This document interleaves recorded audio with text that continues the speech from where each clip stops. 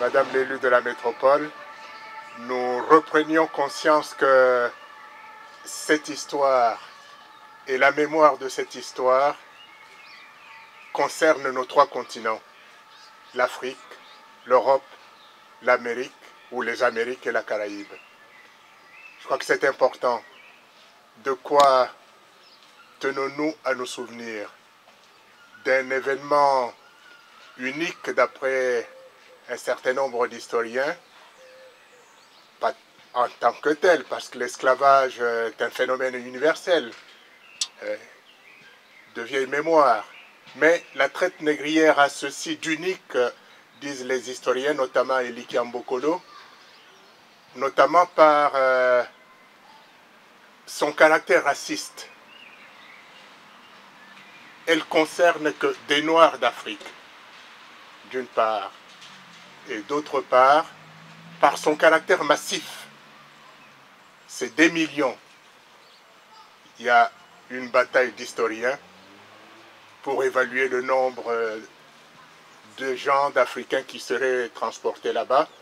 Il y en a qui évaluent cela à 10 millions, 12 millions, 20 millions, d'autres davantage. Mais souvenons-nous tout simplement que pour chaque esclavage qui arrivait aux Amériques ou dans la Caraïbe, il y avait au moins 3 personnes qui périssaient sur le continent pour la capture, pendant la traversée et aussi sur le continent américain, parce que, bien sûr, ces hommes et ces femmes n'étaient pas volontaires à être réduits dans cette condition d'esclaves. Le troisième aspect qui fait que ce phénomène est unique dans l'histoire de l'humanité, c'est par sa durée aussi. 4 siècles, du 15e au 19e siècle. Et c'est ce qui fait dire à Eliki Ambokolo, un des spécialistes de cette histoire, que la traite négrière a constitué la plus grande saignée de l'histoire de l'humanité. Et pour l'Afrique, une période de régression considérable. Parce qu'après, nous savons ce que ça a entraîné comme faiblesse des États, des royaumes, des empires qui existaient sur ce continent, la diminution de la population et puis l'affaiblissement général qui n'a pas empêché que des résistances continuent pendant toute la durée de la colonisation et aboutissent jusqu'aux indépendances qui ont été rappelées, notamment qui ont constitué l'occasion de la création de ce collectif il y a 13 ans. Voilà. Et qu'est-ce que ça nous rappelle aujourd'hui, cette histoire de la déportation de tant de millions d'hommes et de femmes? C'est que nous héritons d'un monde métis. La France, aujourd'hui, nous sommes là. C'est un pays marqué par cette histoire.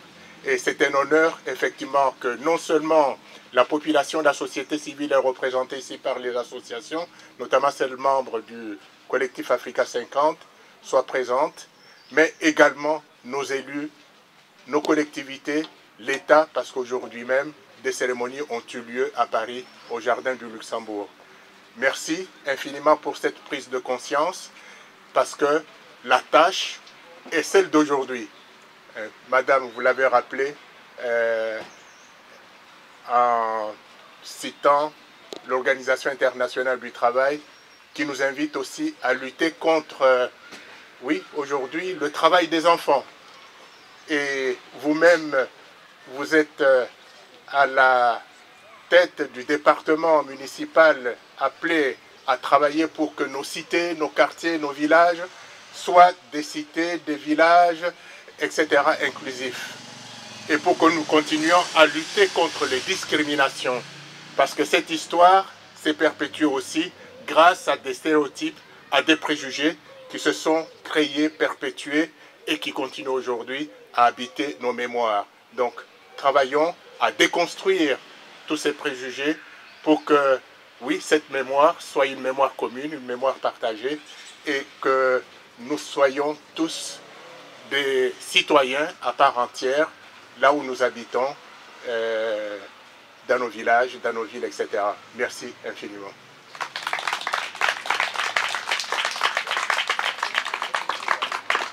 Merci à vous.